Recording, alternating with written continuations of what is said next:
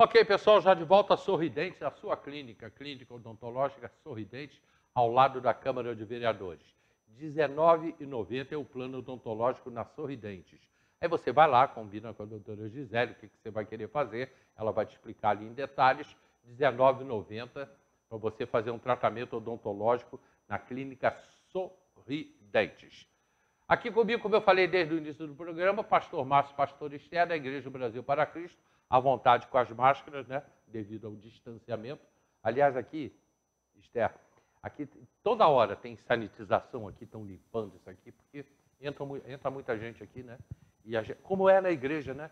E a gente enfrenta ainda, a gente está dentro de ainda dentro da pandemia. Bom dia. Bom dia, Hélio. Bom dia a todos os telespectadores. Você que tem o prazer, né, de receber aí na sua casa a TV Diário e aí o programa Hélio Carracena Especial, que tem sido uma bênção nas nossas vidas. Márcio, bom dia, irmão. Bom dia, irmão. Bom dia, Hélio. Bom dia a todos. Queremos expressar aqui a nossa gratidão, né? Também à TV Diário por abrir esse espaço para nós estarmos aqui nesta manhã, né, tão bonita, né, em Teresópolis, e poder compartilhar com você aí do aniversário da nossa igreja. Vocês estão casados há quantos anos? 29 anos. Então, há 20... Fizemos agora, dia 13 de fevereiro. Vocês fizeram aniversário agora, 29 anos. Então, você também está na igreja há 29 anos? Eu estou na igreja há 38 anos. 38 anos na igreja? 38. Quer dizer, então você também participou, lógico, óbvio, da história da igreja. Esther, o que você lembra do início do Brasil para Cristo? Você chegou a pegar o tabernáculo? Não, né? Eu nasci, podem fazer as contas, aí eu nasci em 1966 e a igreja foi trazida aqui, né, chegou a Teresópolis 6 de março de 1965. Então, quando eu nasci, a igreja já estava aí com 1 ano e um pouquinho, né? Então, eu cresci com a igreja. Me lembro de muita coisa. Você vai contar. Então. Mas o tabernáculo? O tabernáculo, eu não tenho assim, muita lembrança, porque eu era muito pequena, né? Eu nasci, a igreja estava na transição do tabernáculo para onde é o templo, né, local. Eu me lembro mais do templo, do tabernáculo não tenho, porque era bebezinha, né? Eu era criança também, eu me lembro bem do tabernáculo, né? Eu já até contei essa história para eles, né? Que meu pai ia ali no tabernáculo, que era em frente ao cinema Alvorada. Era exatamente ali. Bom, mas vamos falar da igreja. Como é que foi a história da igreja? Márcio também, lógico. É uma história de muito sacrifício, né, de muita luta, mas nós glorificamos a Deus porque hoje estamos completando, né, domingo, agora dia 6, 57 anos. O meu pai e a minha mãe, eles se casaram em 64, 30 de maio de 64, e no começo de março já vieram, né, recém-casados, com nem 1 ano de casados, e vieram para ficar aqui em Teresópolis. Pastor Gil de Araújo, que era o pastor na época, meu pai ainda não era ordenado a pastor, e eles vieram e eles ficaram aqui. O pastor Gildo vinha e voltava, né, de Niterói, e o pastor Davi, que é o pastor presidente, meu irmão, né, ele nasceu 6 meses depois da inauguração da igreja. Ele nasceu em setembro de 65. Então, minha mãe veio grávida, né? Já veio com o Davi, já de Niterói. De Niterói. E a história é muito bonita, né? A história da família Palhares, família Mendonça Palhares, a nossa criação, o que temos, o que somos hoje, né? Devemos a Deus, em primeiro lugar, mas também a criação que nossos pais nos deram, assim, de emocionar, Eu tive umas horas nesse carnaval, junto com a pastora Gabriela, da Missão Metodista Meu Deus, a gente estava falando sobre histórias das igrejas em Teresópolis, e eu citei a Igreja Brasil para Cristo, a história que ela tem na formação de Teresópolis. Gente, são 57 anos. 57 anos, como era Teresópolis há 57 anos atrás. Eu tive a grata satisfação, e foi realmente uma satisfação, vocês sabem disso, de ter conversado com o pastor Luiz Palhares, que é pai da Esther, já falecido, né? Durante muito tempo eu conversei com ele me contava as histórias da igreja, como é que surgiu aquilo ali. E eles é que fizeram a construção a igreja, o prédio da igreja. Você vê que é uma obra, é obra antiga, tá? Porque é diferente. As obras hoje são diferentes. É muito firme, é muito forte. As paredes são paredes grossas, as colunas, a fundação, ali deve ser um negócio muito firme. E foram eles que fizeram, né, Esther? Sim, ontem nós tivemos lá o mutirão da limpeza, alguns irmãos, e eu me lembrava do tempo, né, que havia o mutirão para a construção daquela igreja, mas muitas das vezes era meu pai e minha mãe cavando, né, fundação. Eu lembro meu pai dentro daqueles buracos imensos, minha mãe, e a nossa infância foi ali, na igreja. Chegou o caminhão do tijolo. Nós os 5 filhos, naquela alegria, quem carregava mais tijolo, quem conseguia pegar mais, e areia, gente carregando para colocar para dentro. Então, nós participamos, a família unida ali, participando. Eu peguei uma fase, né, não do começo, né, mas da construção ainda em construção, da construção da parte de cima ali, né, do salão social, as outras salas de cima. E interessante, Hélio, que naquele tempo você via assim um mover muito grande, né, as pessoas eram muito voluntárias, né, para oferecer o seu serviço. Eu me lembro que o pastor Luiz convidava, né, os irmãos para fazerem um mutirão, e olha, mas dava muita gente. Era muita gente mesmo que chegava para ajudar, para carregar tijolo, para virar concreto, para carregar uma telha. E assim, era um movimento assim, muito voluntário, né, e que hoje você já não vê mais isso, né? Hoje, infelizmente, você já não vê essa dedicação assim, total assim, das pessoas, né? De querer estar junto, de querer estar ali ajudar, de ver a coisa acontecer. Realmente ali foi uma obra que você olha, você não acredita que foi uma obra construída por voluntários, né? Tinha o pastor Zacarias, que era um construtor, né? O saudoso, né? Em memória, mas que a maioria daquele trabalho ali foi feito sem pagar mão de obra, com pessoas voluntárias a trabalhar. Hoje é diferente, porque hoje você faz campanhas, arrecada dinheiro e você contrata empresas para fazer, mesmo que sejam obras de igreja. Hoje é assim. Isso de você ter voluntários e construir a própria igreja com sangue naturalmente, que alguém deve ter se machucado nessa época, sangue e suor. Então, isso hoje é uma coisa que já não tem mais. Acabou. E ainda essa semana, como eu falei, eu estava falando sobre isso, ainda citei o pastor Joaquim da Assembleia de Deus, né, que eu conheci, pai do Israel e do Jeremias, que eu conheci bastante ali. A minha avó ia ali algumas vezes, embora minha avó não fosse evangélica, né, ela era católica, mas por alguma razão, não sei porque ela ia ali. E ali é outra igreja que tem uma história. E as igrejas em Teresópolis têm uma história muito grande, muito bonita. Não sei se vocês já leram o livro, que, aliás, o pastor Luiz Palhaço está nesse livro. A primeira igreja protestante, não era evangélica na época, né, em Teresópolis, foi em Santa Rita, com os colonos que vieram de carroça puxada a boi, vieram de carroça de Friburgo, eles eram suíços. Quer dizer, essa história, graças a Deus, está sendo contada, já tem um livro sobre isso, do Roberto Fel. Mas, Esther, e quando é que começou realmente o pastor Luiz, como é que ele começou a aparecer em Teresópolis? Eu até anotei aqui, em 1967 ele foi ordenado pastor.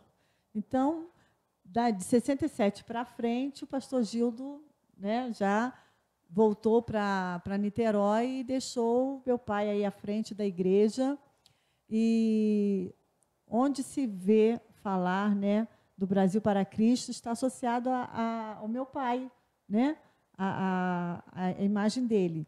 Eu achei umas relíquias aqui, e eu queria falar um pouquinho, rapidamente, sobre a prisão do meu pai. Eu ia tocar nisso. Né? Você lembra quando teu pai foi preso? Eu não lembro, porque foi logo no início, ainda ali no primeiro tempo ali, ainda no tabernáculo. Eu ouvi a história, mas aí eu tive acesso agora, né, na morte dele, em 2020, fomos ver documentos e tal, e eu achei são relíquias, né? O Hélio é um dos incentivadores da gente fazer um memorial ali na igreja, né, com quadros, com diplomas. E ali, logo em 65, meu pai é preso por pregar o evangelho, está aí artigos 330 e 331, e eu anotei aqui, desobediência à ordem legal, conduta criminosa e desacato. Ele juntamente com, tem um senhor José Júlio de Azevedo, foram acusados, só que no momento que eles recebem, né, a ordem, né, de parar o culto e tal, e são levados presos, o povo que estava ali na hora sai marchando, literalmente, para porta da delegacia que era na Delfim Moreira. Delfim Moreira, onde hoje acho que é loja 100 ali. Não, 100 não. É do lado de onde é a Pernambucana. Tem uma loja ali, não lembro. Mas olha só, gente, certidão, 1970. Maria da Conceição Rodrigues Janotti, né, Dona Maria Janotti, serventuária do cartório primeiro ofício de justiça e do cartório privativo criminal da comarca de Teresópolis, certifica, por me haver sido verbalmente pedido que, revendo em cartório o arquivo criminal, nele encontrei os autos de ação penal em que figuram a Justiça Pública como autora, Luiz Machado Palhares Filho e José Júlio de Azevedo como acusados, em curso nas penas dos artigos, aí vem os artigos todos, né? Aí vem, não há crime a punir dos réus, mas sim da autoridade policial. Absolvo os réus Luiz Palhares Filho e José Júlio de Azevedo das acusações que lhe foram impostas pelo Ministério Público e determina a apuração de responsabilidade da autoridade policial que incidiu-se nos artigos 322 do artigo penal, do Código Penal, que ainda não prescreveu. Transitado e julgado, oficiência, aí vem tudo aqueles detalhes aí, né? Jurídicos. Assinado Gusmar Alberto Visconde de Araújo, juiz de direito, transitado e julgado, e aí ela assina, Dona Maria da Conceição Rodrigues Janotti, né? Esposa aí do saudoso Janotti também, acho que era esposa. E aí vem aqui também a certidão, não consta ação criminal contra Luiz Palhares, e a outra, essa é interessante. Pelo presente, determina a Vossa Senhoria o cancelamento da nota de culpa existente na folha de Luiz Machado Palhares Filho. Aproveito a oportunidade para reiterar a Vossa Senhoria os meus protestos de estima e distinta consideração. Agora, vejam quem foi o juiz que assinou. Doutor Mouzinho, Joaquim Cirilo Batista Mouzinho, devia ser muito jovem nessa época, né? Foi ele que assinou isso aqui. Isso foi em 1970. Doutor Mouzinho, que ainda está aí junto com a gente, né? Interessante, né, Érico? Que a acusação, né, contra o pastor Luiz e esse outro senhor, né, foi retirada e o processo virou contra a autoridade policial, né, contra a autoridade que o acusou, né? Uma coincidência, eu não sei se eu comentei isso com vocês, com o Davi eu me lembro que eu comentei. Essa denúncia, ela partiu de alguns médicos, naturalmente, né? A denúncia para a polícia poder agir. Vizinhos, né? Pessoas ali próximo que fizeram a denúncia. Um dos médicos, que depois foi professor da Unifels, né? Foi um grande amigo meu, me permitam não citar esse nome, né? Mas foi um grande amigo meu, uma vez ele me falou sobre isso aqui, até antes de eu conhecer vocês. E eu cheguei a comentar isso com o Davi. Morreu no mesmo ano que o pastor Luiz morreu. Ele morreu logo depois, morreu agora há pouco tempo. Né? Foi um dos médicos que fizeram, que assinaram lá na época. Isso aqui é um documento que vocês têm que ter muita honra disso aqui, né? O negócio tem que ser exposto, tem que mostrar isso aí. E eu só queria, Hélio, encerrando sobre esse assunto, aqui na segunda carta de Paulo a Timóteo, capítulo 2, verso 9 e verso 10, fala sobre isso. Paulo declarando aqui, pelo que sofro trabalhos e até prisões, como um malfeitor, mas a palavra de Deus não está presa. Portanto, tudo sofro por amor dos escolhidos, para que também eles alcancem a salvação que está em Cristo Jesus, com glória eterna. A palavra de Deus não está presa. Meu pai foi preso, mas a palavra, tiraram tudo dele. A roupa, Ele contava cinto, ficou só com a roupa íntima. A Bíblia fala assim, fica com isso aí. A Bíblia não tiraram dele. E ele ali começou a louvar, começou a cantar corinhos ali dentro da prisão, ali da cela, né? E ele falou que os outros presos cantavam juntos. Então, anunciar a palavra, né? Mesmo sofrendo, como Paulo que cita, sofreu perseguição, sofreu até prisão. Meu pai é um homem de exemplo também para essa cidade, e que eu tenho a honra, né? E da minha mãe também, que eu sinto assim, na época, vai fazer 1 ano agora, esse mês, né, do falecimento dela, da gente não ter prestado um culto a Deus em ação de graça pela vida dela, do meu pai teve, foi uma festa muito bonita, né? A cerimônia de sepultamento foi uma festa, a igreja cheia, muito louvor, muita adoração a Deus. E na época da minha mãe, pandemia, não podemos prestar, mas eu rendo aqui a minha gratidão a Deus pela vida da minha mãe também, que faz muita falta. Os dois fazem muita falta. O pastor Luiz foi uma pessoa, ele foi extremamente conhecido em todo o estado do Rio, né? Principalmente aqui nessa região nossa, interior, e região dos lagos. Ele era muito conhecido também na região dos lagos, onde ele criou muitas igrejas, né, Márcio? Foi sim. Ele, nessa região aqui, né, ali em Paraíba, Friburgo, região serrana, praticamente foi ele que implantou, né, a maioria das igrejas do Brasil para Cristo foi ele que implantou. Chegava lá, implantava a igreja, né, deixava alguém tomando conta, um pastor, um obreiro, e foi espalhando a igreja aí por esse estado do Rio de Janeiro aí.